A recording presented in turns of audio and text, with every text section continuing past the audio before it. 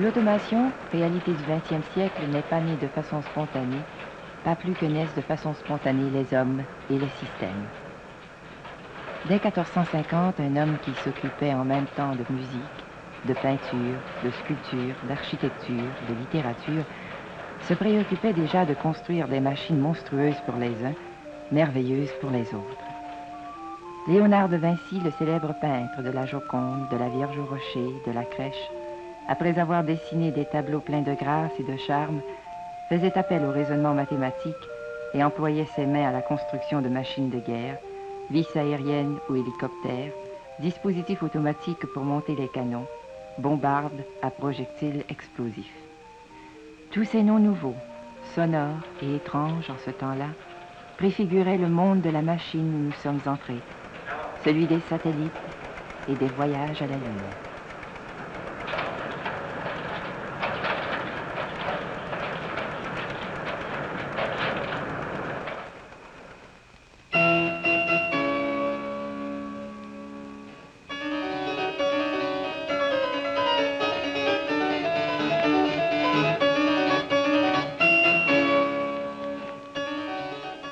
La première machine dont nous sommes loin d'avoir percé tous les secrets est sans doute l'homme.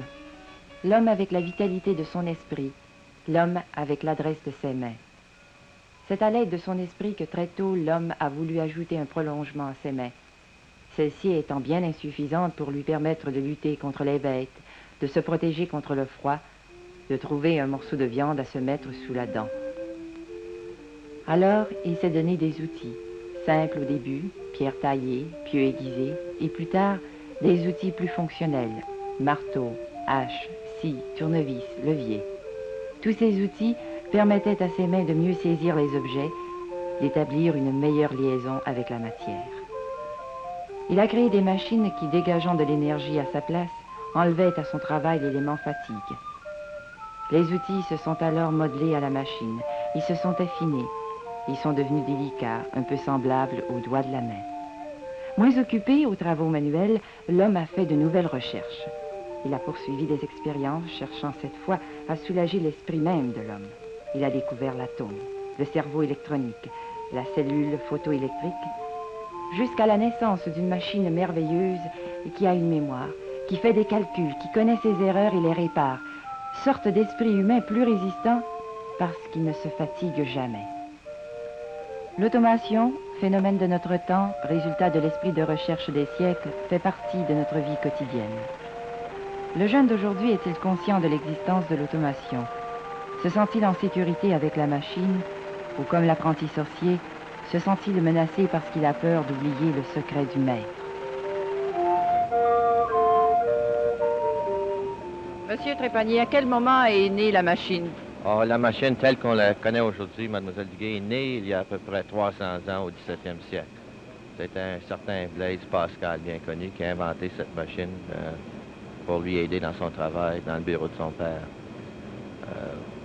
Ça a pris au moins 300 ans pour les prochains développements tels qu'on les connaît. On fallait attendre l'arrivée de l'électricité.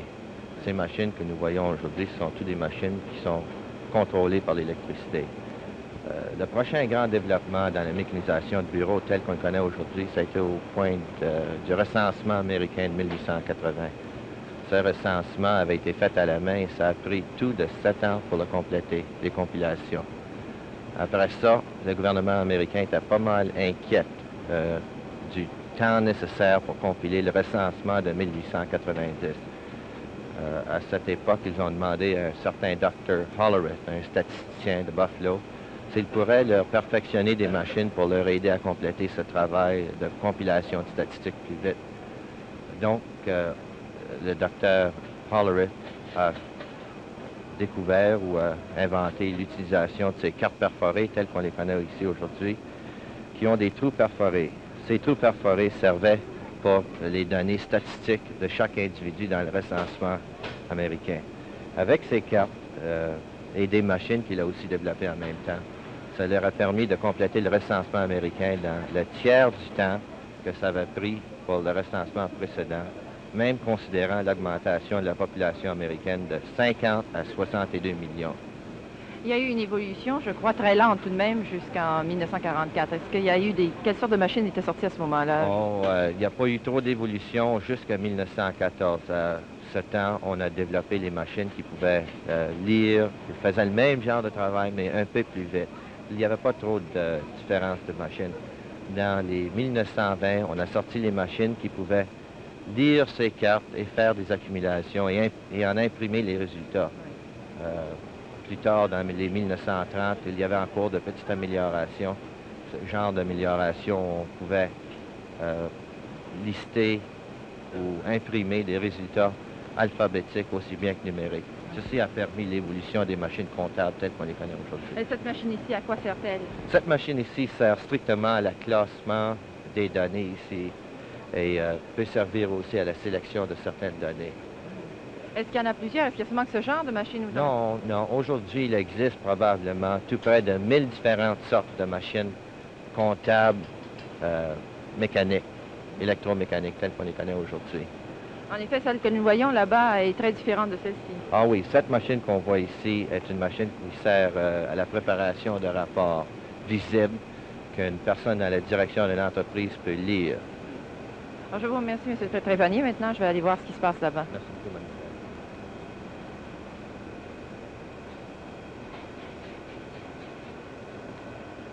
Monsieur Côté, permettez que j'interrompe votre travail. Monsieur Trépanier me parlait que jusqu'en 1944, il y a eu une évolution très lente. Mais à partir de 1944, il paraît que c'est allé beaucoup plus rapidement pour les machines. Ah oui, beaucoup. L'industrie a forcé ces choses, ces développements. Nous avions à ce temps-là des machines comme celle-ci, mais qui imprimaient seulement 80 lignes à la minute. Et puis nous avons monté de 80 à 100 lignes, à 150, et puis de 150 à 600 lignes à la minute, qui impriment au-dessus de 120 lettres ou chiffres sur chacune des lignes. Et puis maintenant, nous sommes au-delà de 1000 lignes à la minute.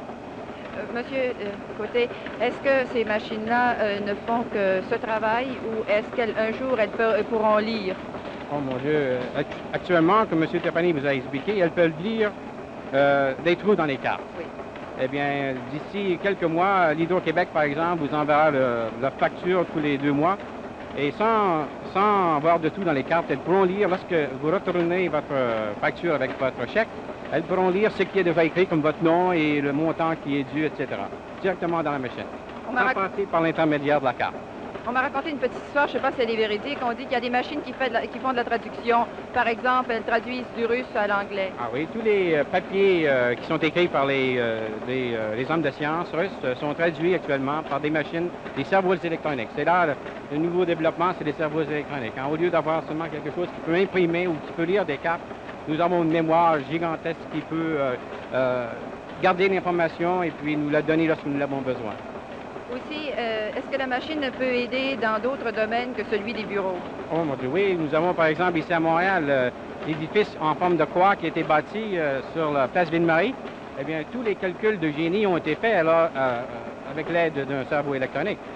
De l'autre côté de la rue, sur les Dorchester, l'édifice CIL qui vient d'être complété, tous les travaux, les projets, que ce soit de matériaux ou de travail par les employés, tout ça a été coordonné, a été cédulé par un ordinateur électronique. Qu'est-ce que vous voulez dire exactement? C'est que les matériaux qui étaient nécessaires pour la construction du 17e ou du 42e étage, eh bien, arrivaient lorsque c'était nécessaire, pas 2, 3 jours, 3 semaines avant, et même lorsque la grève des matériaux, la grève des matériaux s'est présentée, eh bien, ça n'a pas du tout dérangé la construction. Alors c'était la machine qui faisait les commandes? Exactement. Est-ce que la machine aussi peut servir aussi dans l'avancement scientifique ou même des fusées? Ah bien, c'est ça qui nous a aidés à mettre les fusées en orbite. Et puis, nous espérons qu'il va pouvoir mettre un homme ou quelque chose sur la Lune très prochainement. Ah, c'est elle qui nous aide à aller à la Lune. C'est ce qui nous a permis de nous rendre jusque-là. Monsieur, on dit souvent que les machines enlèvent des hommes sur le travail, enlèvent du travail plutôt aux hommes. Est-ce que vous croyez que c'est vrai? Non, il peut ôter un peu de la monotonie dans l'ouvrage, mais je pense qu'ils offrent beaucoup plus aux hommes. Ils ouvrent des portes, des avenues qui n'étaient jusqu'ici même pas envisagées. Et c'est à nous de nous préparer pour pouvoir en profiter et de nous en servir de ces avenues qui sont ouvertes à nos besoins. Combien ces machines peuvent-elles employer d'ingénieurs, par exemple? Nous en avons actuellement, à travers le monde, nous en avons de là 3000. Et ces gens-là, enfin, sont libérés par la machine et peuvent faire de la recherche, Ils pareil. font strictement de la recherche pour améliorer les machines que nous avons présentement. Monsieur Côté, j'ai oublié exactement ce que vous faisiez à la IBM. Je suis représentant pour les systèmes comptables et les systèmes électroniques. Je vous remercie, Monsieur Côté.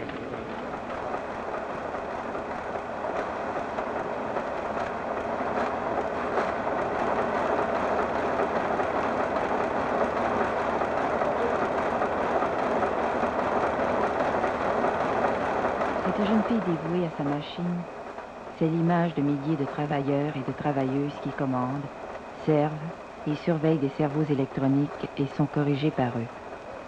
De ces endroits aux murs dénudés, personne n'est identifié par la chemise grise du travailleur manuel. Les machines parlent un langage aux syllabes métalliques. Langage rapide comme une langue étrangère, impersonnel peut-être, mais fidèle et précis.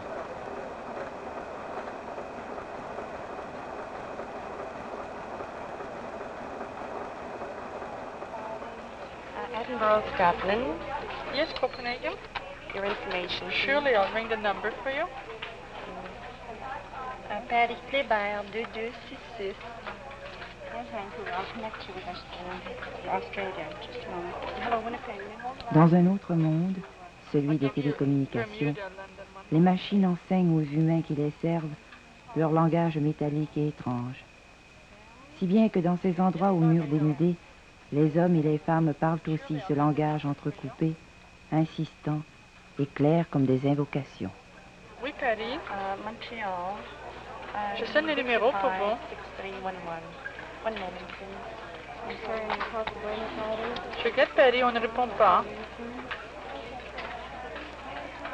Un autre numéro? Certainement. Vous êtes de Vancouver? Au début de l'émission, on a montré le processus du remplacement de l'effort musculaire par l'effort mécanique. C'est-à-dire on a remplacé le bras humain par un levier, une clé anglaise par exemple. On peut aussi remplacer le bras humain par un moteur électrique. On peut multiplier l'effort humain donc par 100, 1000, 10 000.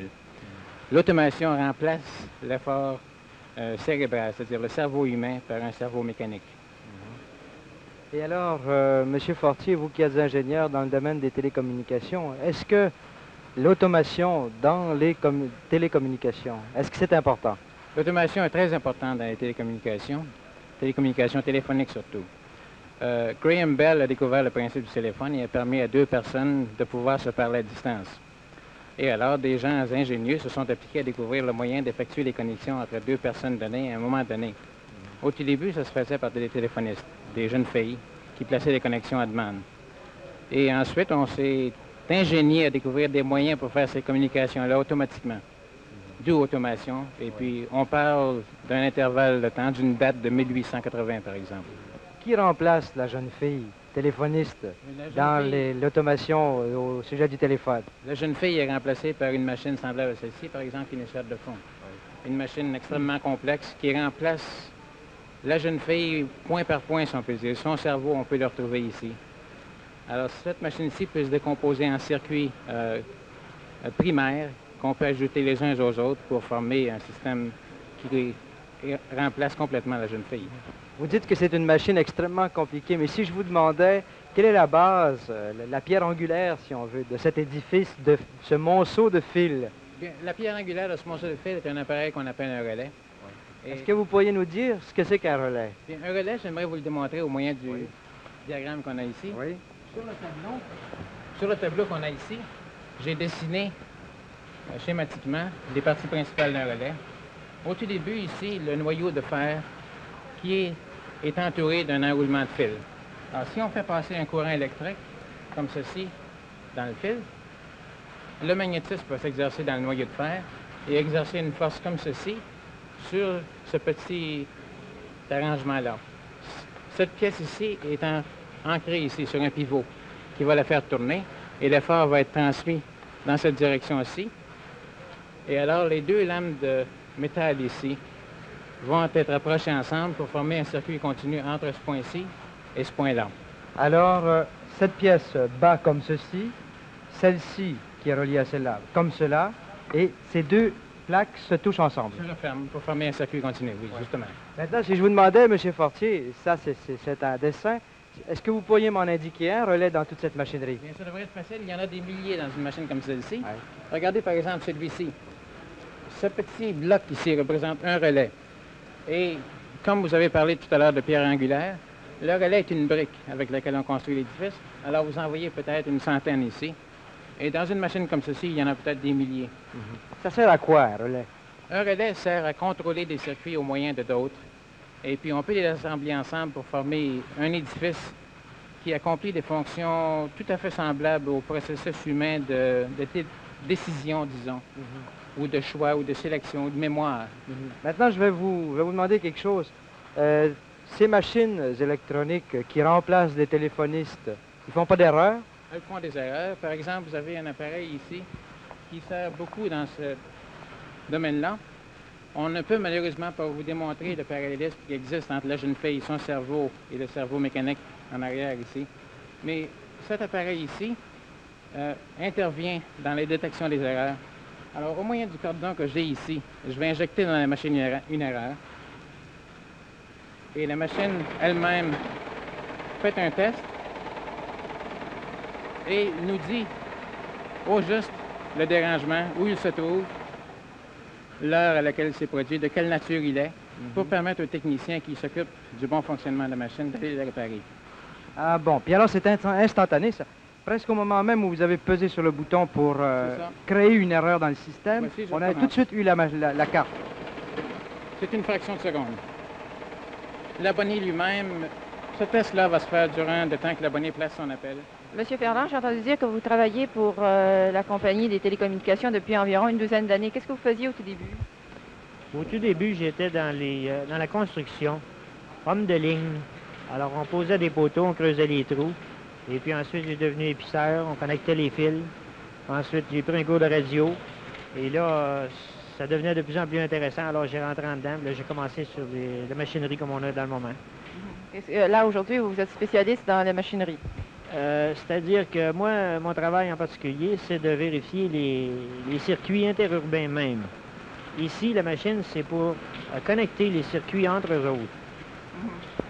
On parle beaucoup d'automatisation aujourd'hui et de l'automation en général, et quelques gens disent qu'ils en ont peur, d'autres moins. Et pour vous, qu'est-ce que ça représente, l'automation?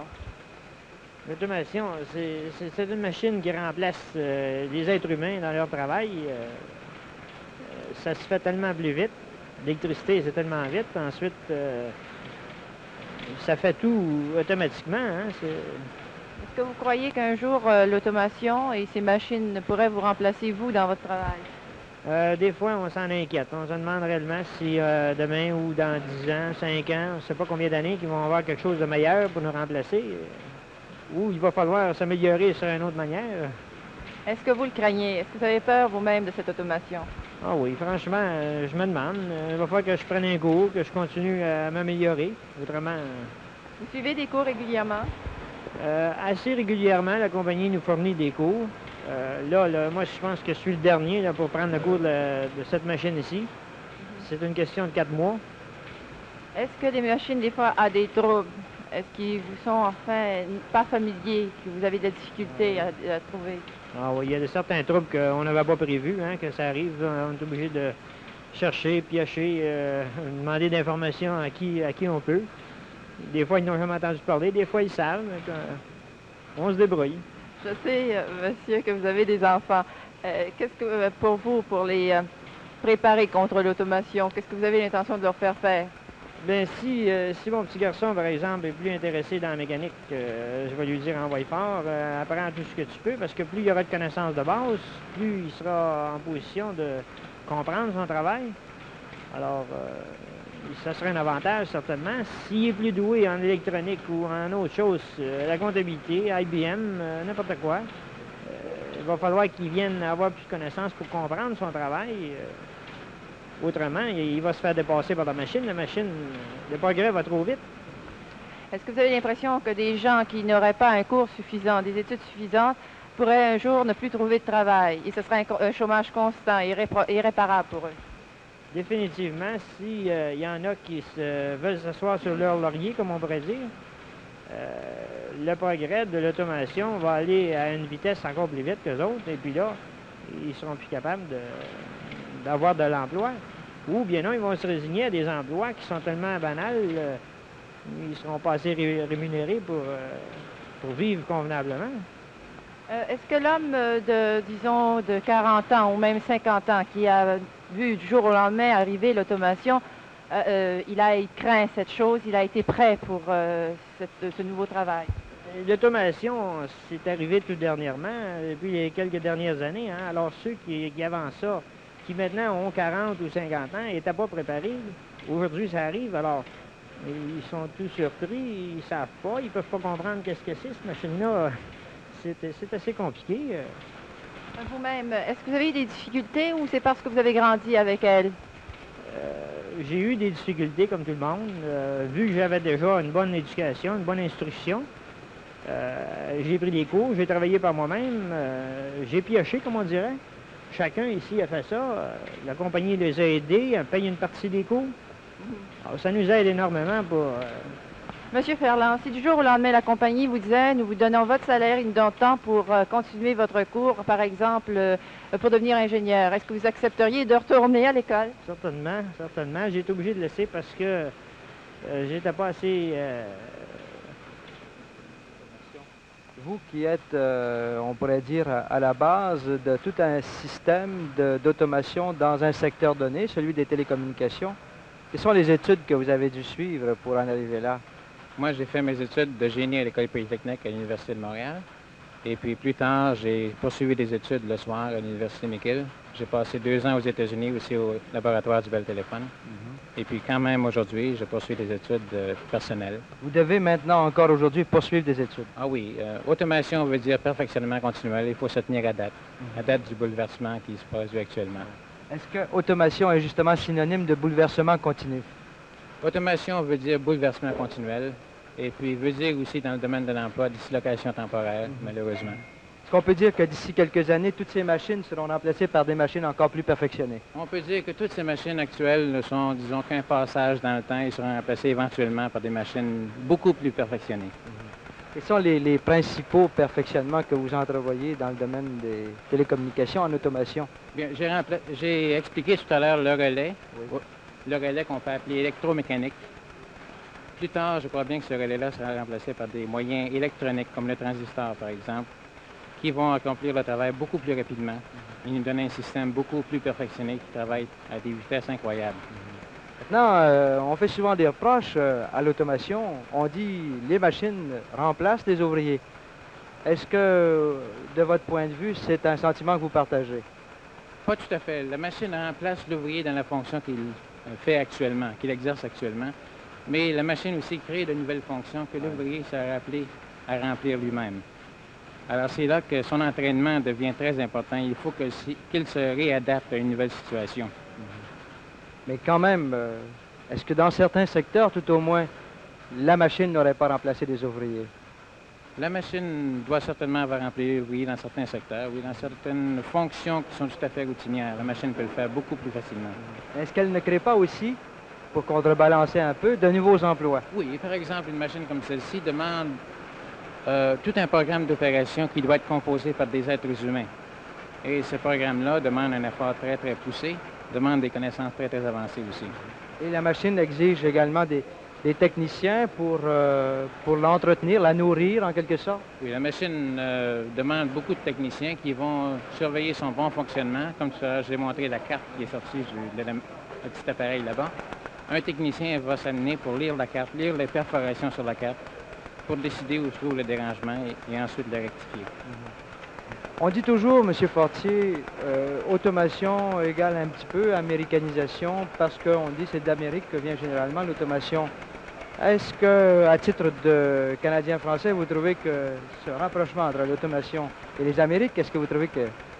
C'est un rapprochement qui est plutôt une coïncidence. Naturellement, l'Amérique, les États-Unis en particulier, sont à la source même de l'automation à cause de leur grand développement technologique. Mais l'automation est une science qui ne connaît aucune frontière. Et je pense bien que le français, l'anglais, le russe sont aussi à l'aise dans l'automation que l'américain lui-même. Et le Canadien français, lui? Et le Canadien français est absolument l'égal de ses confrères anglais, de ses confrères américains, de ses confrères européens qui peuvent arriver ici. Mais est-ce que vous trouvez que présentement, il s'intéresse suffisamment à l'automation, le Canadien français? Il s'intéresse de plus en plus. Naturellement, il y en a un petit nombre, mais le petit nombre va grandissant. Et de jour en jour, on constate que beaucoup d'employés nouveaux canadiens-français viennent à la compagnie pour grossir les rangs du petit nombre qu'il y a déjà. Les techniciens canadiens-français sont aussi bons que n'importe quel autre technicien. Tout à fait aussi bons. Ils ont les mêmes connaissances parce qu'on dit toujours que l'automation, ça va avec un certain esprit et on se demande jusqu'à quel point le Canadien français a l'esprit tourné vers ces choses-là. Bien, je crois que le Canadien français, le français d'abord, si on retourne en France, a contribué beaucoup au développement des mathématiques et l'automation est un peu parallèle ou voisin ou parent des mathématiques. Alors le Canadien français est tout à fait adapté à ça si on va employer cette parallèle-là. Est-ce qu'il y a de la place pour les jeunes dans l'automation, M. Fortier? L'automation est la place des jeunes, oui. Parce que l'automation suppose bouleversement, comme on a dit tout à l'heure. Ce bouleversement-là est condensé théoriquement par les universités, par les écoles. Et les jeunes qui sortent des écoles aujourd'hui, naturellement, apprennent toutes ces connaissances-là d'une façon assez facile par un professeur. Tandis que les plus vieux qui sont sortis il y a 10 ans ou 20 ans, par exemple, n'ont pas eu cette chance-là et peut-être n'ont pas su s'adapter ou étudier par eux-mêmes les nouveaux développements qui arrivaient. Est-ce que vous diriez que l'étude de l'automation est maintenant, pour les jeunes d'aujourd'hui, une nécessité? Oh, c'est une très grande nécessité. Les machines vont toujours plus complexes. Celle-ci, comme on disait tout à l'heure, va être remplacée par une plus perfectionnée. Il faudra que les jeunes d'aujourd'hui se préparent pour pouvoir absorber les connaissances requises par la machine de demain. Vous dites qu'il y a beaucoup de place pour les jeunes dans l'automation, mais est-ce que présentement, dans les systèmes déjà organisés, déjà automatisés en quelque sorte, est-ce que les jeunes ont déjà des positions importantes là-dedans? Oui, les gens ont déjà des positions importantes à cause du phénomène qu'ils savent mieux s'adapter aux nouvelles techniques. Et un équipement comme celui-ci est surtout surveillé par des jeunes plutôt que par des plus vieux. Alors, on va les voir un petit peu. Oui, justement, tout à l'heure, on ne pouvait pas vous montrer de parallèle entre la jeune fille et la mécanique. Mais ici, vous avez l'équivalent mécanique du cerveau de la jeune fille. Et ce cerveau mécanique-ci va décider quoi faire avec les appels qu'on place dans la région de Montréal et où les acheminer.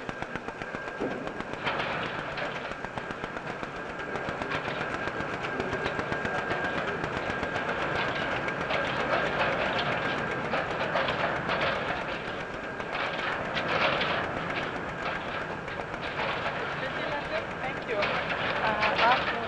The line is busy. 5261.